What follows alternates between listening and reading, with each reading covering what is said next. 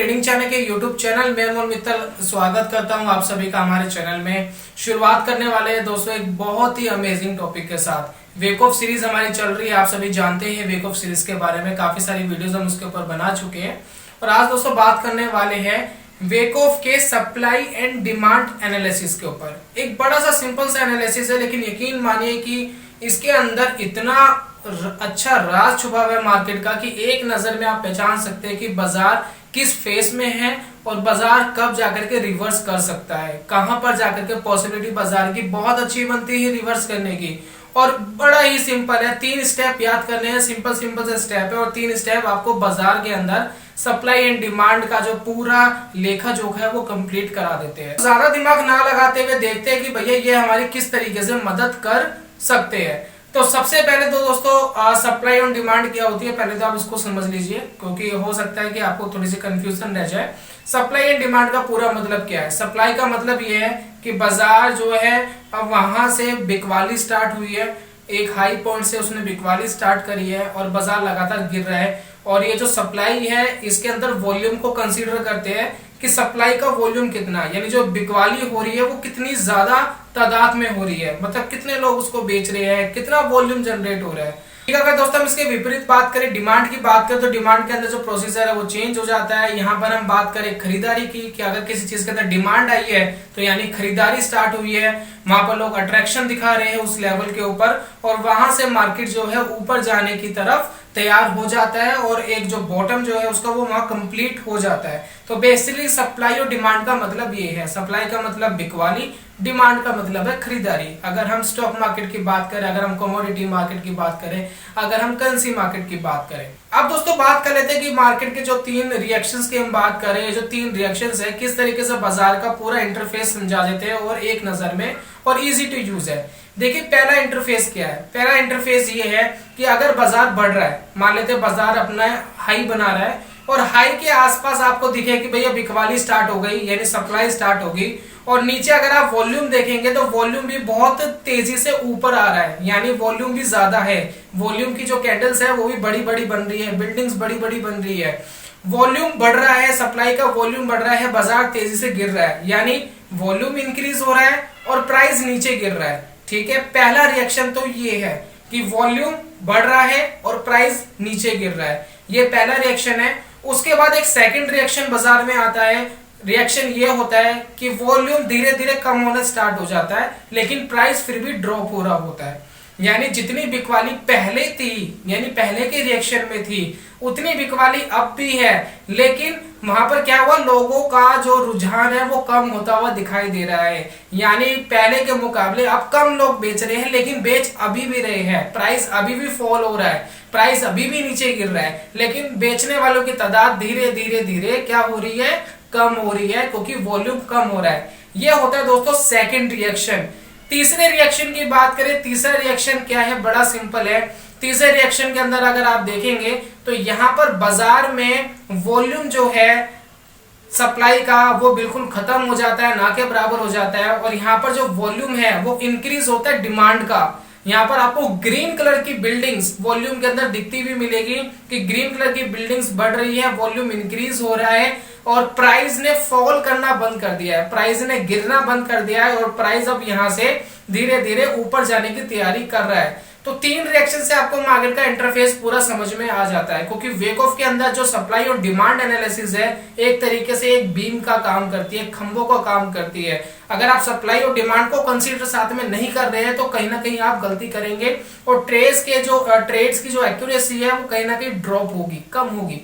तो इसको जरूर एनालाइज करिए, क्योंकि 3 रिएक्शन है, 3 रिएक्शन से मार्केट का इंटरफेस समझ में आ जाता है। अगर आपको बॉटम में कहीं खरीदने का मन कर रहा है, सारी चीजें सटीक बैठ रही है, तो एक बार आप सप्लाई डिमांड को भी वॉच कर सकते हैं। तो 3 रिएक्शन, पहला रिएक्शन भाई वॉल्यूम बढ़ रहा है, प्राइस ड्रॉप हो रहा है, भाई पहला रिएक्शन आ गया। सेकंड रिएक्शन में वॉल्यूम कम होता हुआ दिखाई देगा लेकिन प्राइस ड्रॉप होता हुआ ही दिखाई देगा। तीसरे रिएक्शन में क्या है कि वॉल्यूम ऊपर जाता हुआ दिखाई देगा लेकिन डिमांड का यहाँ पर ग्रीन कलर की बिल्डिंग्स बननी स्टार्ट हो जाएगी ऊपर की तरफ और अगर आप देखेंगे यहाँ पर जो मार्केट है वो ऊपर की तरफ जाना स्टार्ट होगी। ठीक, अगर हम बात करें सेकंड चीज की, अगर हम अपोजिट बात करें तो अपोजिट क्या रिएक्शन हो सकता है?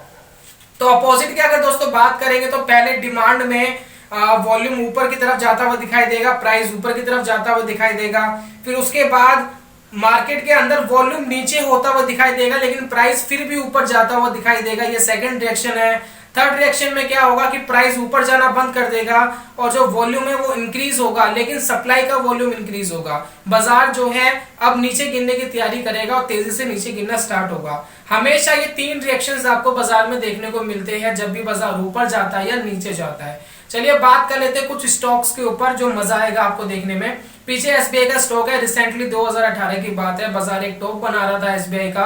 उस टॉप के साथ अगर आप देखेंगे बाजार ने गिरना स्टार्ट करा। गिरने के बाद अगर आप देखें बाजार में जो वॉल्यूम था वो बहुत तेजी से ऊपर जा रहा था, वॉल्यूम बढ़ रहा था, प्राइस तेजी से गिर रहा था। फिर उसके बाद वॉल्यूम धीरे धीरे कम होना स्टार्ट हो गया लेकिन प्राइस फिर भी गिर रहा था। लास्ट में क्या हुआ, वॉल्यूम बढ़ना स्टार्ट हो गया लेकिन डिमांड वाला वॉल्यूम, पॉजिटिव वॉल्यूम, डिमांड वाला वॉल्यूम जब इंक्रीज हुआ तो प्राइस वहां पर रुक गया, प्राइस इतना फॉल नहीं हुआ और वहां से उसने अलग रुझान दिया, यानी वहां से उसने बॉटम बना दिया और बाजार ने वहां से अपना रुझान चेंज कर लिया। ठीक, अगर हम इसके बात करें एक सेकंड स्टॉक की, सेकंड स्टॉक अगर आपको दिख रहा होगा पीछे तो वो आपको दिख रहा है टाटा मोटर्स का। टाटा मोटर्स में सेम कंडीशन ऐसी बनी, बाजार जो है तेजी से गिरना स्टार्ट हुआ। टॉप बनाने के बाद जो 600 के आसपास का टॉप बना था टाटा मोटर्स में, वहां से जब बाजार गिरना स्टार्ट हुआ तो वॉल्यूम बहुत तेज आया था। वॉल्यूम की जो लाइन है ना आपको दिखेगी ऊपर बढ़ती हुई, वॉल्यूम ऊपर जा रहा है, प्राइस नीचे ड्रॉप हो रहा है बहुत तेजी से।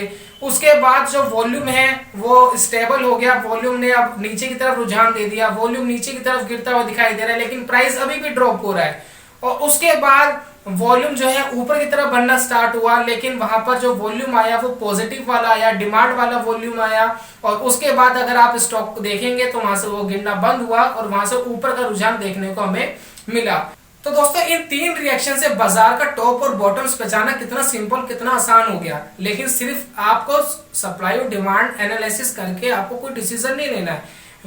जो वेकॉफ के जो टेस्टिंग है जिनके बारे में हमने पहले बात करी है, डिस्ट्रीब्यूशन एक्यूमुलेशन की बात करी है, उनके सबके डिस्क्रिप्शन में लिंक आपको मिल जाएंगे। अगर आप ये वीडियो पहली बार देख रहे हैं तो उनको कंसीडर करे बगैर आप ये काम नहीं कर सकते। तो वेकॉफ का कोई भी मेथड ऐसा नहीं है कि ये नहीं मिला तो ये यूज कर लो, सभी चीजें यूज करनी है तभी जाकर के एक्यूरेसी बन पाती है। तो बहुत ज्यादा होच पोच भी नहीं है लेकिन अगर एक बार आप इन चीजों को कंसीडर कर लेंगे तो बहुत अमेजिंग ट्रेड मिलने स्टार्ट हो जाएंगे। 2-3 मैंने आपको पहले ही एग्जांपल दिए हुए, as a demo trading in future आप वॉच कर सकते हैं।